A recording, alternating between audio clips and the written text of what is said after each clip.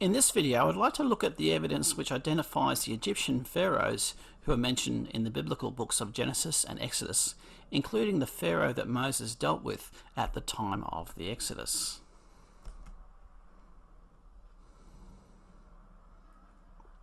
Now, the evidence I will present in this video builds on the evidence presented in a previously posted video called The Exodus, Myth or Reality, which covers the insurmountable archaeological problems with trying to place the Exodus during the Late Bronze Age, which is the time of the mighty 18th and 19th dynasties, where the Exodus is usually placed without any alteration of the dating of Israel's dynasties. From there, I showed much evidence that calls for a redating of the Exodus to the end of the Middle Kingdom during the Middle Bronze Age. This evidence shows that many of Egypt's dynasties have been dated too far back in time and therefore need to be brought forward in time. I would encourage the viewer to watch that video first if you're not familiar with that evidence, and then come back and view this video. So with that as background, let's look at the evidence for who the pharaohs are who are mentioned in the biblical books of Genesis and Exodus. Now, conventional chronology places the end of the Middle Kingdom 315 years earlier than the Exodus, around 1760 BC. If the Exodus was actually at the end of the Middle Kingdom, this in theory would mean that the whole Old Kingdom will have to move at least 300 years forward in time. Conventional chronology places the end of the Old Kingdom around 2150 BC. So if we move this date forward by 300 years, we come up with a new date of around 1850 BC. Now, this date of 1850 BC, obtained by reducing the end of the Old Kingdom by the same amount of time that we previously reduced the Middle Kingdom by, just happens to coincide with the biblical catastrophe that destroyed Sodom and Gomorrah in the time of Abraham. Immanuel Velikovsky, who wrote the Ages and Chaos series that sparked the revised chronology movement, never published anything detailed relating to the chronology of either the Old or Middle Kingdoms, other than showing that the Middle Kingdom ended at the time of the Exodus in his Ages and Chaos book. And he did give an indication of when he felt that the Old Kingdom ended.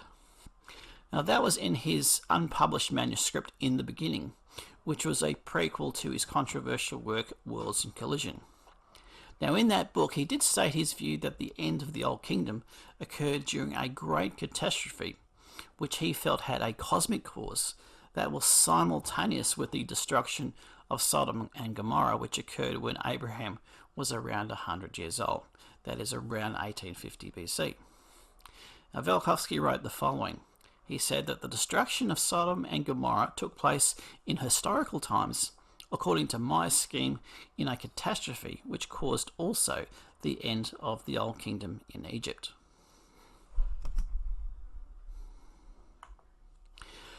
According to Claude Schaefer, the palace of Naram Sin at Tel Brak was destroyed in the early Bronze III catastrophe, which I have tentatively redated to 1850 BC.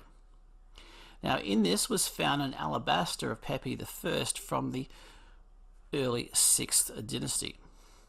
Now, this gives evidence that the 6th dynasty of the Old Kingdom was at the time of the early Bronze III catastrophe, which, based on the revised chronology we've been looking at, was the time of Abraham and the destruction of Sodom and Gomorrah. Donovan Corville makes significant use of one Egyptian kings list called the Sothis list, which starts with the first dynasty, then followed by dynasty 4, then dynasty 5, followed by dynasty 12, and then the very last two kings of dynasty 13. Now, Corville believes that this represents the primary line of rulers, with contemporary rulers from other dynasties listed by Manetho not included. Now, if this hypothesis is correct, then dynasties 2 and 3 were secondary dynasties ruling parallel with dynasties 1 and 4. And dynasty 6 was a secondary dynasty parallel with dynasty 5.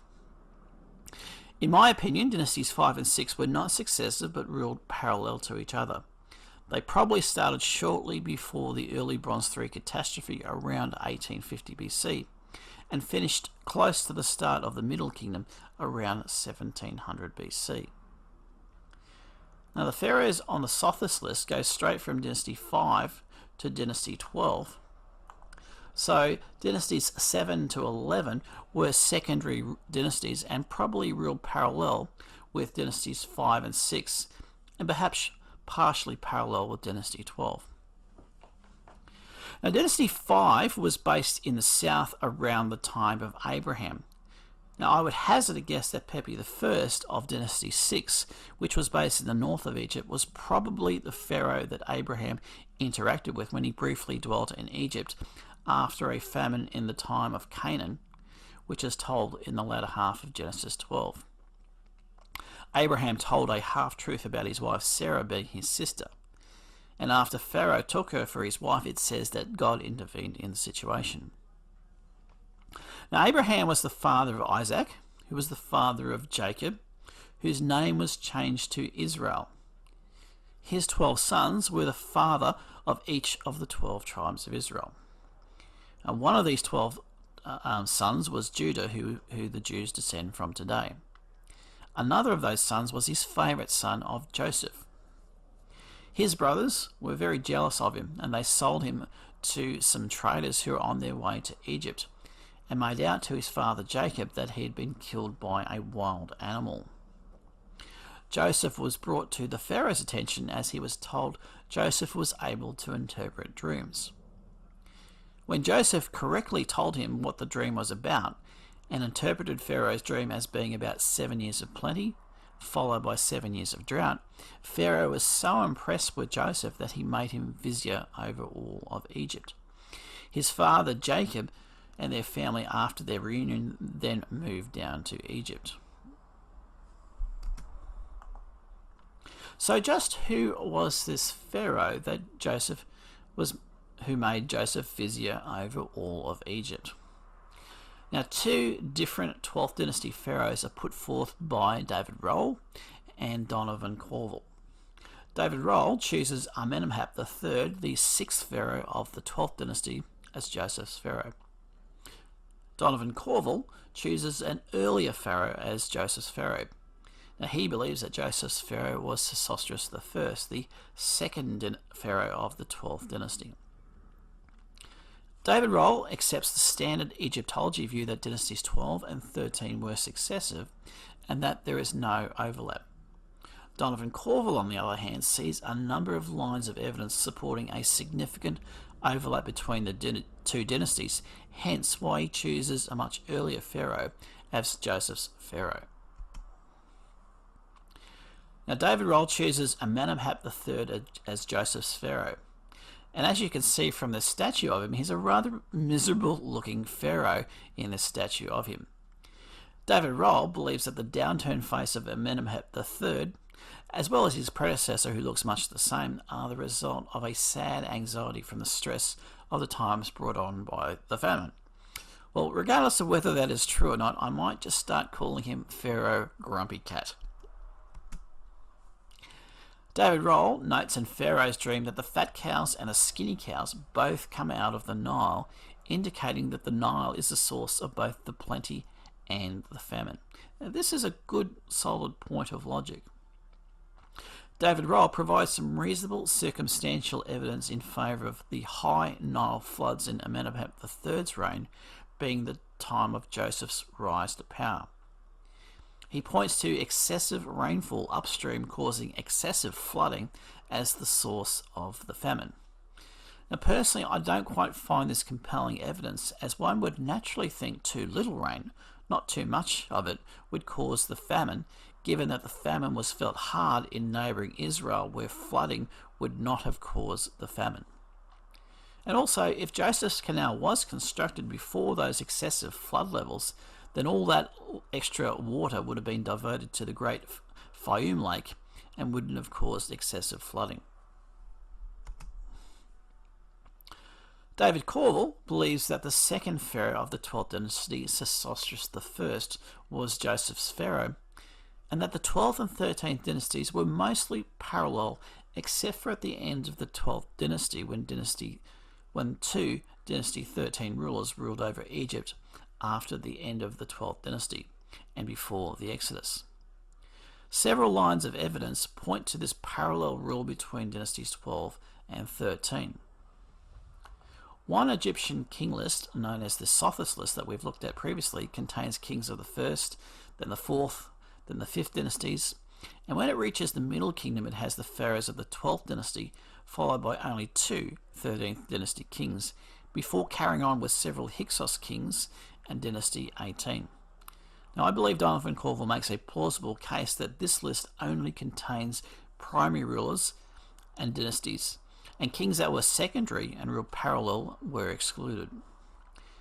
And because there are only two dynasty 13 kings in the Sothis list after dynasty 12, Corville argues for a long period of secondary parallel rule by the 13th dynasty under the rule of the 12th dynasty before taking over as primary rulers.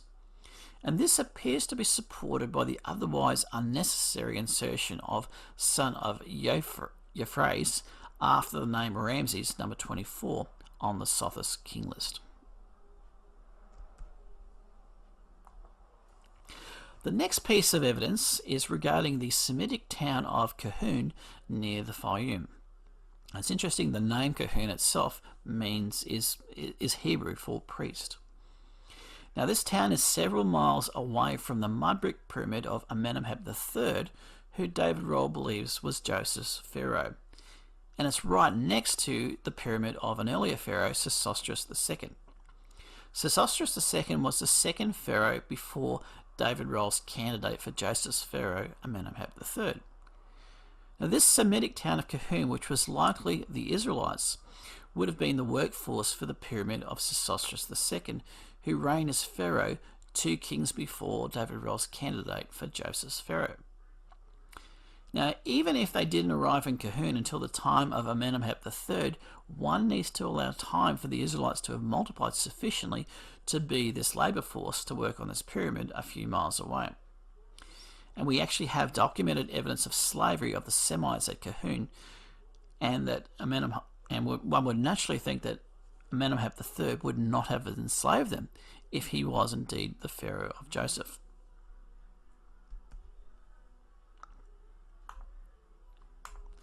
Now Corville also has additional evidence supporting his view that the second pharaoh of the 12th dynasty, Sesostris I, was Joseph's pharaoh. Corville notes 2 famine inscriptions which are dated to the time of Sesostris I. Now these 2 famine inscriptions of Ameni and Biba both meet the criteria of Joseph's time in 3 major aspects. In each case, the famine lasted a plurality of years. Preparation was made in advance to meet the famine by the gathering of food, and this food was distributed during the years of famine. Sesostris I had a powerful vizier by the name of Mentuhotep.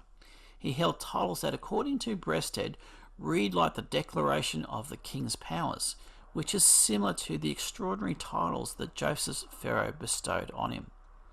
Now 2 of them shown here are particularly interesting. They are overseer of the double granary and giver of good, sustaining alive the people. Now, as you can see on the right here, Mentuhotep's statue in the Louvre has been decapitated, much like the destruction of the statue in the Vizier's residence at Avaris. And this is easily understandable in the light of the hatred of the Israelites, fostered by the pharaohs that lived after Joseph, who enslaved the Israelites. In Genesis 41 verse 50, we read that Joseph married the daughter of Potipharah, the priest of On. There is also an obelisk there today known as the Pillar of On, which was built by Sesostris I. On, which is close to the capital of Cairo, was the capital during the Middle Kingdom. Now, Sesostris I appears to have a much more pleasant demeanour than his successors Sesostris III and Amenemhotep III, who look a lot more meaner than Sesostris I. Sesostris I, just going on his appearance, looks like a much more happy chap, the sort of nice guy who looks to have been more likely to have shown favour and appreciation to Joseph. And I believe that he is the most likely pharaoh to have been Joseph's pharaoh.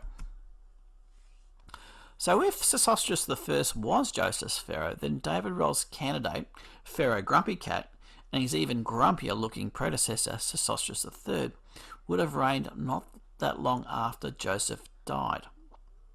According to Donovan Corville, Sesostris III was the pharaoh who didn't know Joseph and who enslaved the Israelites. His successor, Amenemhet III, quite likely was the pharaoh who ordered the killing of the male babies of Israel, if that edict was not given by Sesostris III.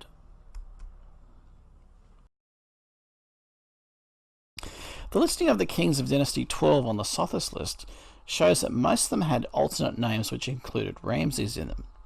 Now this fits in well with the area of Goshen being referred to as the land of Ramses in Genesis 47 verse 11, and the naming of the store or garrison city of Ramses in Exodus 1:11 possibly being named after a 12th dynasty king, though it also could be a biblical redaction noting the name of the town later in the time of Ramses the Great. The name Moses means drawn from. It forms part of the name of some of the Egyptian pharaohs. Ramses means drawn from Ra. Tutmosis means drawn from the god Thoth. David Down, author of Unwrapping the Pharaohs, thinks it is possible that Moses may have originally been named Harpi Moses, meaning drawn from the Nile god Hapi. He may have later dropped the prefix and went by the name of Moses, the artist formerly known as the Prince of Egypt. However, amongst the records of the Israelites, quite a number have Egyptian names, testifying of their presence in Egypt, such as names like Phineas, Hophni, Pashur, and perhaps Hur and Merari.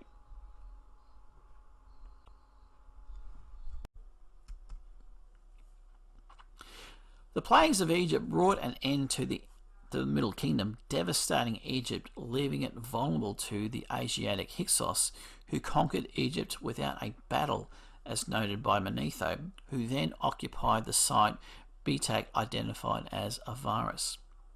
Manetho says the following of them at this time. Ptolemaeus, in his reign, I know not why, a blast of God's displeasure broke upon us, a people of ignoble origin from the east, whose coming was unforeseen, had the audacity to invade the country, which they mastered by main force without difficulty or even a battle. Since pharaohs went by many names, can we identify just who this pharaoh was in the listing of the kings of the dynasties who ruled Egypt? Now, there are only two kings from Dynasty 13 noted in the Sothis list. If Donovan Corville is correct, then these were the last two pharaohs before the Exodus, and their names on the Sothis list are Ramesses and Concarus. The book of Exodus implies that the last pharaoh ruled only but a short time before God finally acted and sent Moses back to Egypt, and God would deliver Egypt. That's in Exodus 2:23. The last pharaoh, Concarus, only ruled for 5 years, fitting in well with this view.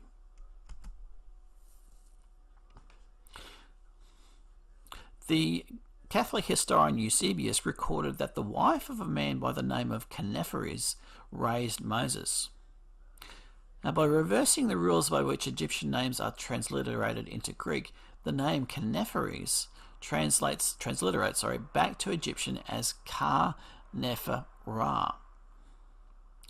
Eusebius also recorded legendary evidence that the pharaoh of the Exodus was called Kenkeres. Kenkeres is very close to Concarus that you see here on the Sothis list. Transliterating the Greek name Kenkeres gives us the Egyptian name of Ka-Ankh-Ra. Now let's see if we can find those names on another king list. Now here are all the kings of the 13th dynasty as recorded on the Turin Papyrus. Most of these were secondary rulers during the 12th dynasty. One of the early ones was called Euphne, which is reasonably close to the name of Yusuf or Joseph. Now, the two Egyptian names we got from transliterating from Eusebius's Greek names for Moses' foster father and the Pharaoh of the Exodus are shown in purple in the top right, Kar-Neferah, Kar-Ankh-Ra. Now, these names match Kings 24 and 26 on the Turin papyrus list, as you can see highlighted in red. Their more recognised names from Manetho's list of dynasties are the kings known as Sobek-Hotep IV and Sobek-Hotep V. Now there's one other king of note here in this list, and that is number 38, who's called Dudamos. Now this name is fairly similar to Ptolemaeus, who we saw on a previous slide, who Manetho says was ruling when the Hyksos conquered Egypt. This Dudamos is David Roll's contender for the Pharaoh of the Exodus. Now, Donovan Corville makes these comments. It is highly probable that more than one of these princes ruled in the same specific period of years. The possibility is entertained that the Exodus event may well have fallen during the reign of other rulers than Kar-Ankh-Ra. That's number 26 on the Turin list. For example, Josephus, who is a copyist of Manetho's work, places the incident in the reign of one Dudamos, number 38 on the Turin list. The Egyptian name Ptolemaeus appears to most closely resemble the name Dudamos of the 13th dynasty. Now, I would concur with Corville and personally feel that Kar-Ankh-Ra was the Pharaoh of the Exodus, and Dudamos was a lesser ruler around the same time who may have survived to see the Hyksos conquer and devastate Egypt. Now, based on the evidence I've presented here, I personally believe that Sobek-Hotep IV was Moses' foster father and was the king known as Ramesses, son of Euphrates, on the Sothis list. His successor, Sobek-Hotep V, is, I believe, the best candidate for being the Pharaoh of the Exodus. Now, we actually have statues of both of these two guys. Shall we have a look and see what they look like? So here they are. The statue of Sobek-Hotep IV is in the Louvre Museum in Paris. Sobek-Hotep IV married Sobek-Neferu-Re, a daughter of the last 12th dynasty king. Now, he assumed primary rule over Egypt after the death of his father-in-law, the last 12th dynasty king, and reigned for 29 years. The statue of our best contender for the Pharaoh of the Exodus, Sobek-Hotep V on the right here, is in the Altes Museum in Berlin. So that concludes this look into the identities of the pharaohs noted in the books of Genesis and Exodus. There are three other rulers referred to as pharaohs in later books of the Bible during the kingdom period of Israel and Judah, who I will identify in a future video. So thanks for watching.